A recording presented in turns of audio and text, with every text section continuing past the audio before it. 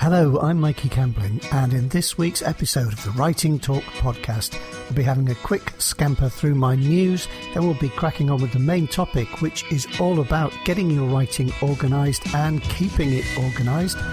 Then we'll have a look at the listeners' feedback from last week's show, and finally we'll be rounding the show off with a look at this week's Writer's Toolbox tips. Welcome to the Writing Talk podcast, a show that helps you to build your skills as we go on our writing journey together. Okay, well, this week I've been in full post-production mode, and that means I've been delving into the murky world of formatting ebooks. Fortunately, I have a background in hand-coding websites, so I'm familiar with HTML and CSS, and that's made my learning curve a lot shallower. I've been evaluating several different tools for ebook production, and I'll put my findings together in another episode quite soon.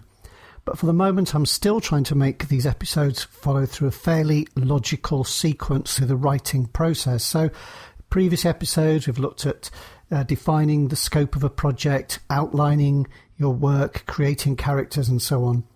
And I thought it was about time we dealt with one of the nuts and bolts aspects of writing that doesn't perhaps get as much attention as it deserves, and that is the whole business of getting yourself organised with your work and keeping it all organised. So that's the main topic for this week's show.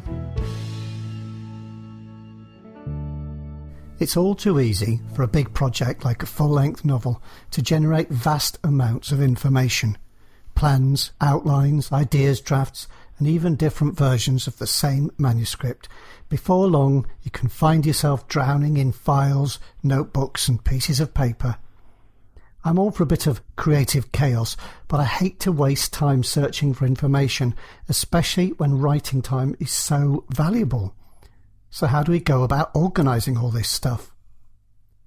Well, there are some tools out there, like Scrivener, which offer a sort of jack-of-all-trades type solution to writers. But I think that most people will need some other tools as well, not least because the best ideas often come to us when we don't have a desktop or a laptop computer available. Added to that, I'm a great believer in using the right tool for the right task. There are a great many tools out there that we can use as writers, even if those tools aren't directly aimed at creative users. Don't be afraid to branch out in order to find the most efficient ways of working. After all, if you want to approach your writing with a professional attitude, it makes sense to use tools that have been created for business users. I've tried a number of different tools over the years, so I'll run through some of the lessons I've learned and make some recommendations.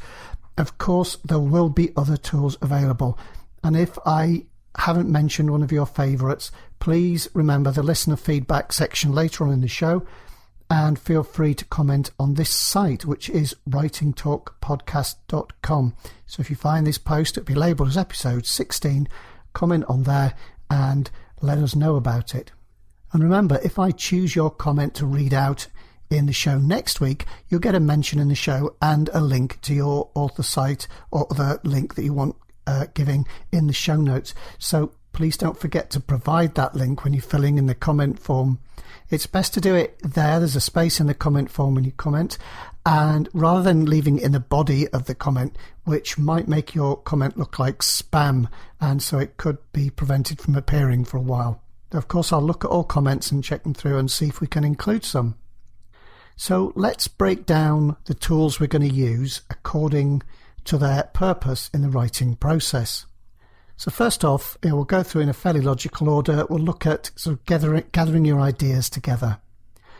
Now, there's something really nice about carrying a physical notebook in your pocket. It never needs recharging. It's easy to pick up and put down at a moment's notice. And unlike your smartphone, it doesn't really provide any opportunities to distract you and make you go into a zone of procrastination. For instance, I like to keep a notepad by the side of my bed, and I really do recommend that for those ideas you have first thing in the morning or last thing at night. And I would particularly recommend it if you've had the good sense to ban phones from your bedroom. You know, I hate to have phones anywhere near me when I'm asleep. Don't want things buzzing or making notification noises or anything in the night. So, you know, I keep them well away. But a notebook is nice to have there.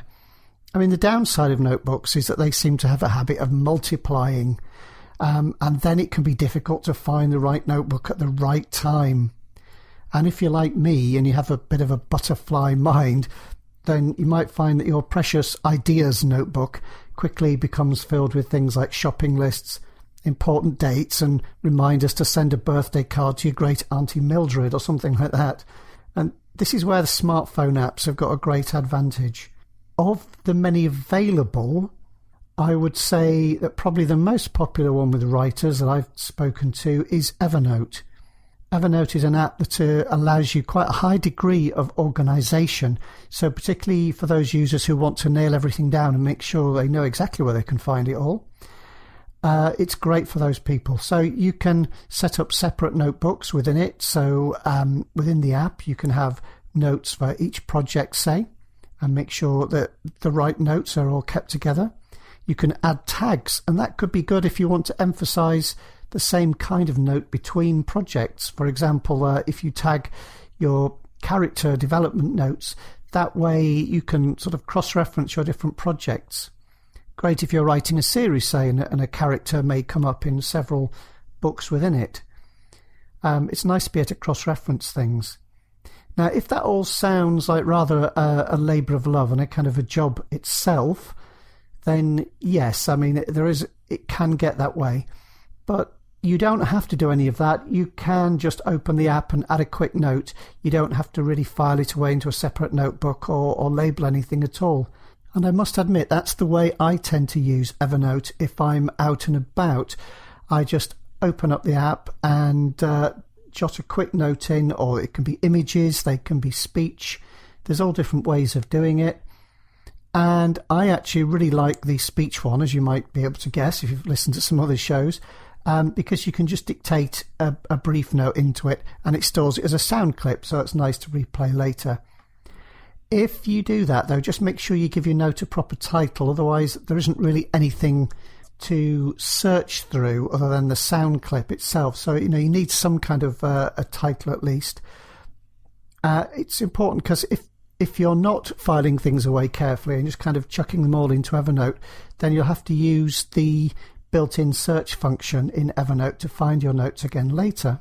Another one of the great pluses of using Evernote is that it stores your notes centrally so that they can be synchronized across all your devices. That's a really major point in its favor, and it's wonderful when you perhaps working one day at a desktop and you've got ideas that you recorded on your phone, and another time you're writing on your laptop. They're all there available in Evernote.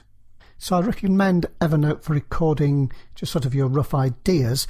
But when you're moving on to a bit more detailed planning, it's a good idea to have them all stored somewhere centrally so that you can get them from all your devices. I mean, you never know when you might want to work on your plans. Even if you've only got a few minutes, you can sort of suddenly work feverishly on the outline for your latest project. Or you might be, out walking the dog or something, when you suddenly realise the solution to a thorny plot problem that's really been niggling at you. Often these ideas come to us when we're away from our desks and so on. So having a central place for outlines is really good. You probably could use Evernote for that as well, but I tend to keep that for just short things.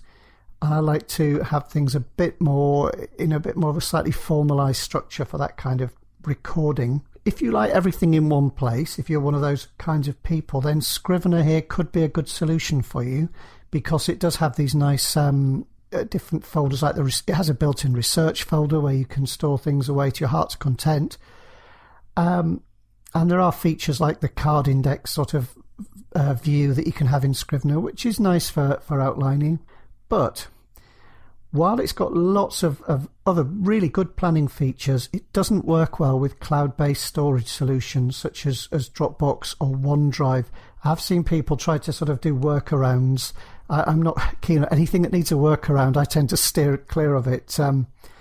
So if you want to keep all your outlines in one place, and I do recommend it, I would suggest you have something different. For instance, quite a popular solution I've come across people using is to have a folder on Google Drive. They used to call it Google Docs. Now it seems to be Google Drive.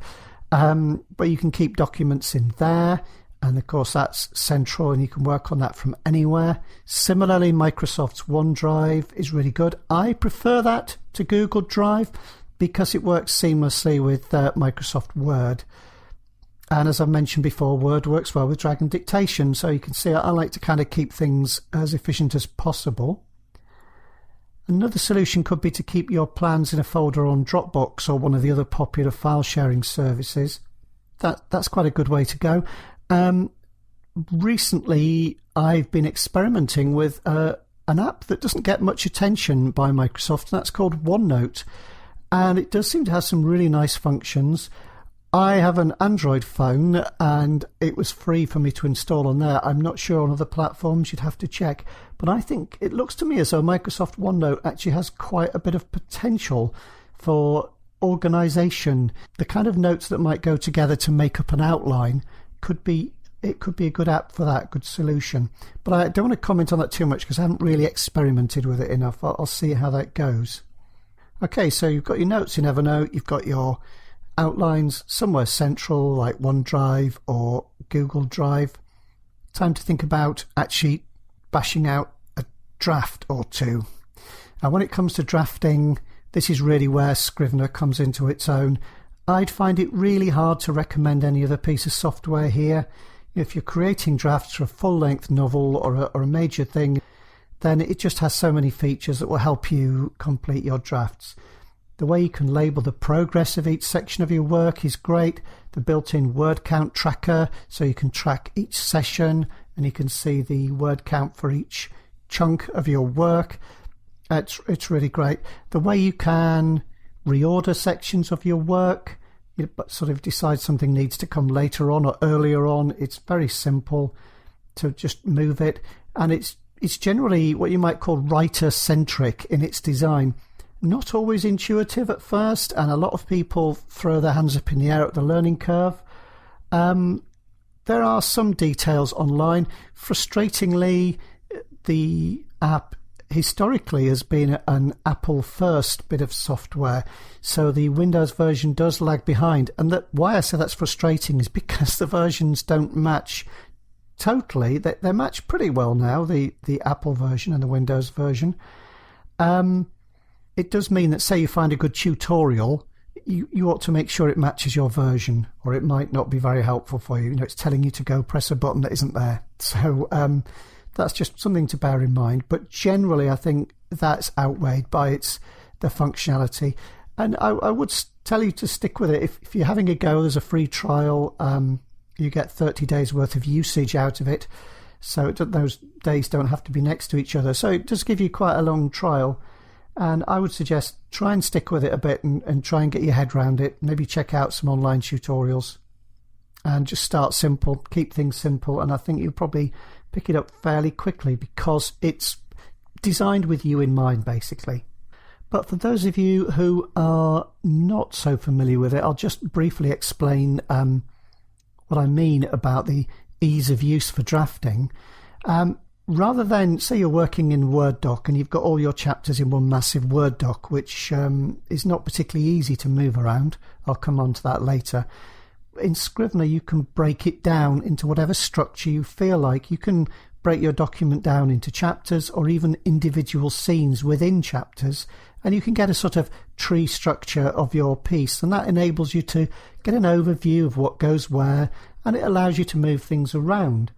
But also, one of the nice things about it is that you can label the state for each scene or chapter, so that you can call them anything you want, which is nice, little feature. But there are default ones, like it starts off as being labelled as a to-do, and then you can change it to first draft and then revised draft and so on. So as you go down, you get a sense of achievement. You think, I sort of say, I now declare you a revised draft, and click the button. And that's quite nice, a little celebration at the end of each scene that's revised.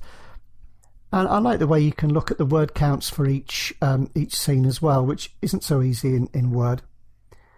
And changing something around, say you decide that a scene should come in an earlier chapter, as long as you've divided it up that way, is you can just drag the document to a different place in the tree structure, and hey presto, it will stay there.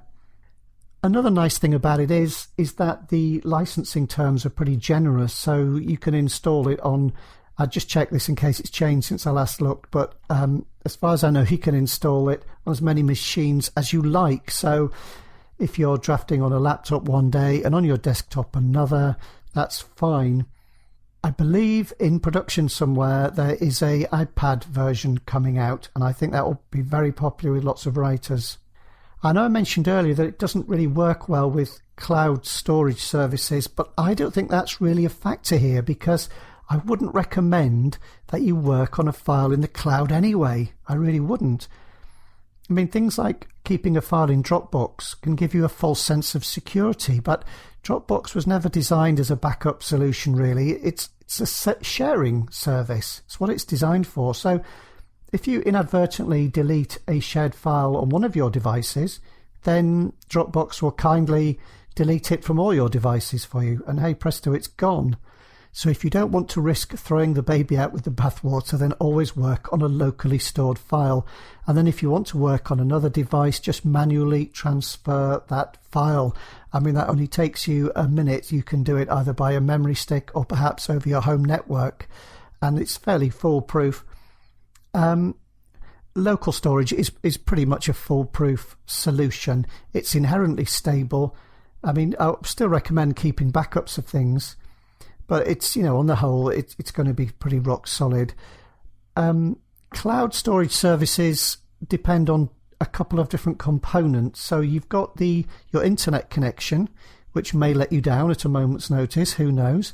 And you've also got the synchronization ability of the app that you're using, and that could be affected by other things that happen to be going on your computer at the time. And if just one of those components has some kind of delay or error, then you might end up losing valuable work. And I just don't think it's worth the risk. I've tried it and I've lost work, and once bitten, twice shy. I just don't work in that way. Now, for those of you who don't want to use Scrivener for your drafting, and there are plenty who don't, and I totally respect that, then Microsoft Word is a great alternative.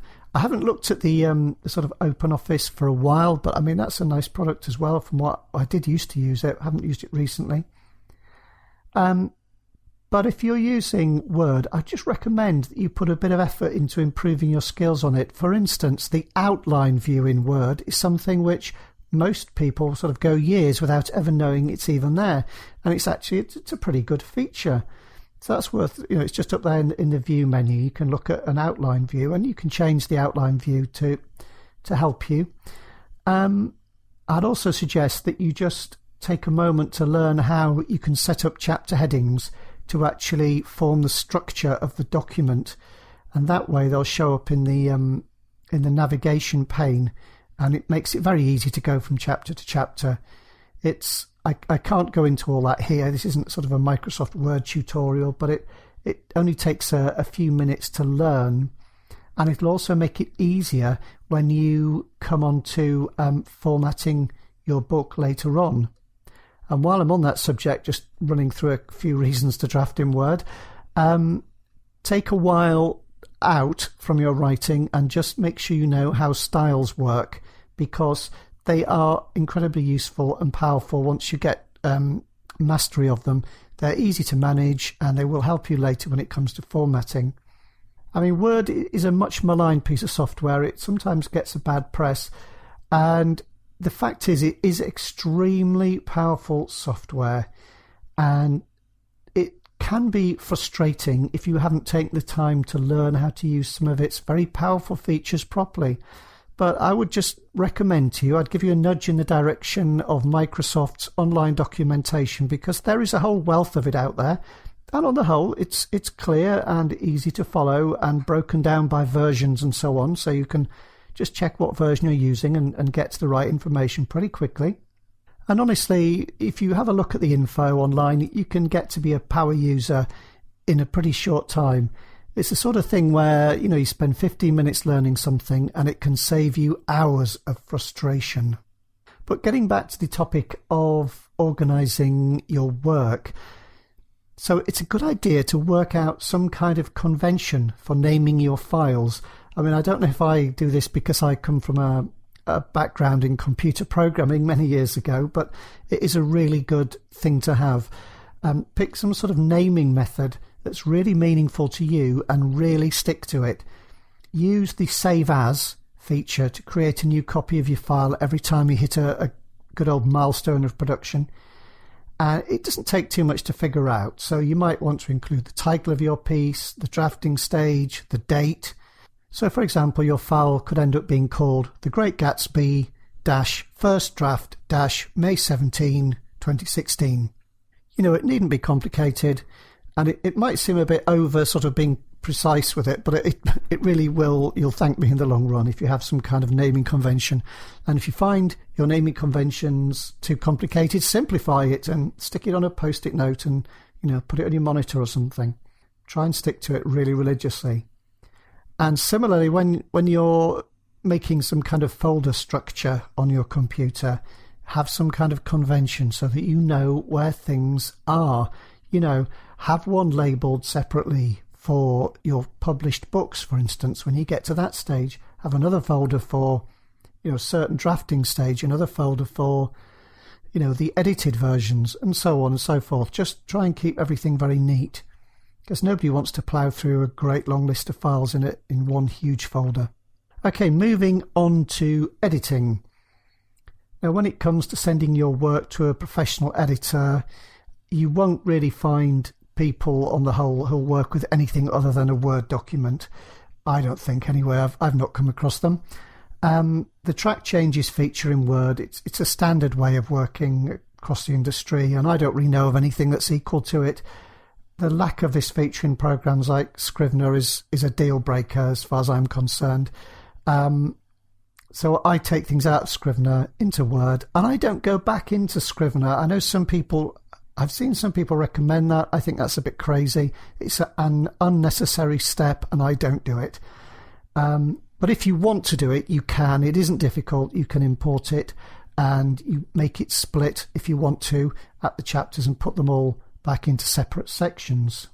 So I've got all this frenetic activity going on. How do we keep track of it all?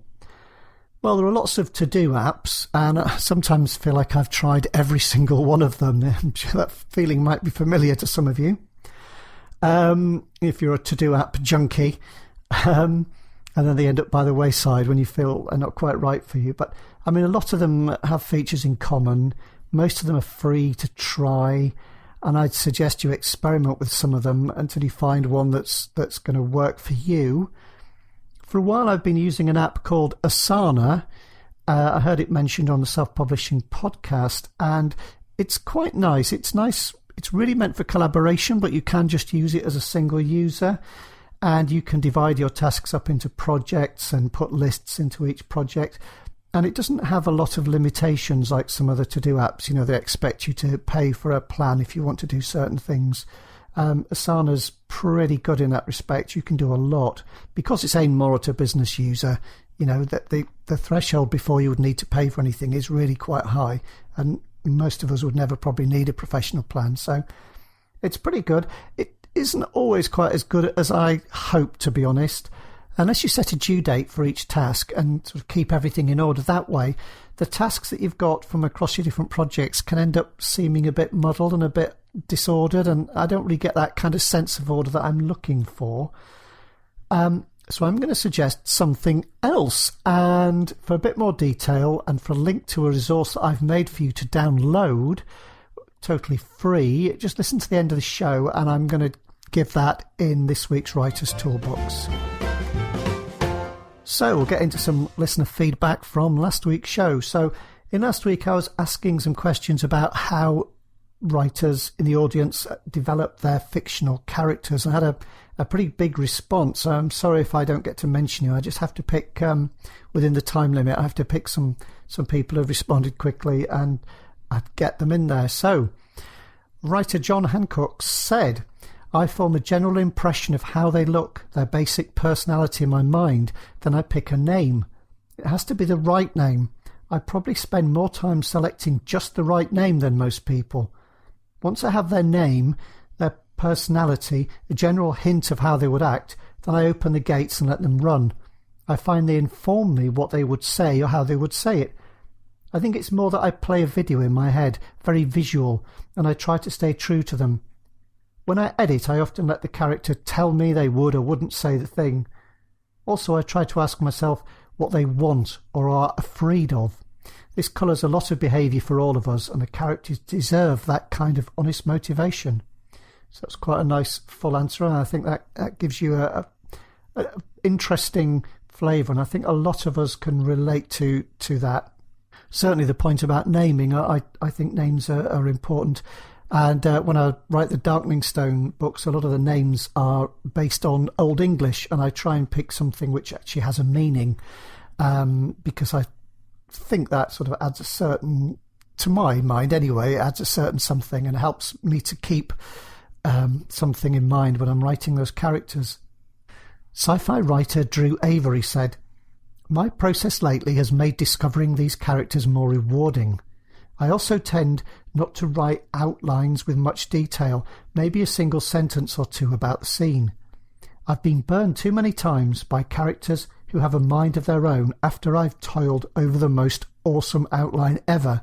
Now, me and my characters are in the dark together. I do think it takes longer to build them up, but each time they react, there is an opportunity for character growth without having to make it conform to a previously detailed description." And I like that. That really chimed with quite a lot of what I was saying in last week's episode. And I like my characters and me are in the dark together. I like that. Budding writer Chet Sandberg said, "When I'm really stuck, I write the same scene from two or more POVs, that's points of view, so that at the very least I'm aware of what the other characters are thinking and can put their reactions in the other point of view as observed facial features or movements." And I really like that suggestion from Chet. I think it shows a great deal of determination to get the writing as good as it can be by, applying a process and putting the effort in. So well done. I think that was great. So if you'd like to have a mention in next week's show and get a link to your website in the show notes, don't forget we're looking for your suggestions for ways of keeping your writing organised, getting it organised and making sure it stays organised. And that would be great. And if you just fill in the comment form on the site writingtalkpodcast.com, look for episode 16. And who knows, you could be the star of next week's show. Okay, for this week's Writer's Toolbox, I'm going to suggest a project management tool that I've used before when building websites for clients. And it's only just occurred to me recently that it could be really good as a way of keeping my writing processes and all my sort of book launch processes and so on organised. It's called Trello, and it might be familiar to some of you. It's really aimed at business users for project management rather than writers, but I think that an awful lot of you out there in the audience would find it very helpful because it's very visual. And it's a very flexible way of arranging tasks on a fairly free-form sort of notice board. So you can kind of bend it to your will. You can make it work for you in a way that suits you. Rather than the way that some tools kind of impose an order on you, you can really make this work for you. And because it's visual, it gives you a really instant overview of your progress on a project at any one time. It takes the form of kind of the board is like a blank screen, and the tasks you put onto little boxes which they refer to as cards. A bit like the index cards in Scrivener, you type things onto the cards and you can drag them around. But here it's a bit more purposeful because the idea is you drag them from column to show your progress. For example, if your first column is your to-do column and you had a card in there and you labelled it Chapter 1, when you'd written the first draft of Chapter 1, you could then just drag that card from the to-do column and into the column you've labelled as the first draft column. And that way, you'll see exactly what's still to be done and what you have done. And it's that kind of thing. It's very free form. You can add all kinds of details on the back of each card. You kind of click on the card and it's like it's on the back. You can put things, certain types of comments and so on. And one of the nice features that I like is you can put a checklist on each card. And when you look at the front of the card, it'll show you how many tasks are on that card and how many of them have been ticked. So if you look at the card and it says 5 out of 6 on it, you'll know that there were 6 things that should have been done and you've done 5 of them. And it's quite a nice thing. And you can go through and set that checklist up, put it in its column. You really can, the sky's the limit really in the way that you can use it. It's very easy to sort of bend to the way that you want to work. And it could be used for planning and organising your drafting, or it could be for the kind of separate processes involved in launching a book and publicising your book, getting the cover designed, getting the formatting done, all those kinds of things. You could have a separate board for that. And once you've got it set up, it doesn't take you long either. It doesn't become a kind of end in itself. I hate it when the to-do app or whatever kind of takes over and becomes a labour. Oh no, I've got to go and do that now. It just takes a moment to glance at it and you can see very quickly what you've done. You can drag a couple of cards around and, exactly, you can see where you're up to. And it reminds you of things as well in the way that, that card's still over there, so I haven't done that step yet, or that checklist hasn't been ticked. It just reminds you to make sure you don't miss anything. And once you've got a board set up exactly the way you like it, then you can keep it as a master copy and then duplicate it for each new project, so you don't have to start from scratch. I like that idea very much. And so to get you started, I've made a board which I've set to being shared, which is quite a nice feature. You can share them with collaborators or keep them private. But I've made this one public so that I can give you a link in the show notes, and that way you can access the board and then save a copy in your own Trello account. Now you will need to set up a Trello account to do that, but it's free. And it is a kind of freemium model. There are some features if you want to go into an advanced level. But to be honest, again, it's kind of a business tool, so the threshold is very high. A free account should provide everything the average writer would ever need. I feel pretty confident in saying that. So yeah, if you go into the show notes on writingtalkpodcast.com and go on to episode 16, there'll be a link there, and that should take you straight to the public board that I've made, which is for drafting and manuscript production basically. And you can then kind of save that into your own Trello account as your own version and do whatever you want with it. Okay, that's it for this week. I really hope you've found this episode of the Writing Talk podcast useful. If you have, please share it with your writer friends. For example, you could post a link if you're in a writing group on Facebook or elsewhere online. Maybe just post a link to the podcast. And it would be great if you would kindly consider supporting the podcast by subscribing. The show's on iTunes, Stitcher and YouTube, so you can subscribe there. There was a problem with the Stitcher feed last week, which was totally my fault, not Stitcher's. I've contacted them and I believe they've fixed it now. But if you find episode 15 is actually 14, then I'm very sorry, that was my fault. Just please go to the site writingtalkpodcast.com. And, of course, the episode is there. You can also find it on Spreaker, which is Spreaker.com. And there's other ways of subscribing on the website at Writing Talk Podcast. For instance, you can have new episodes emailed to you.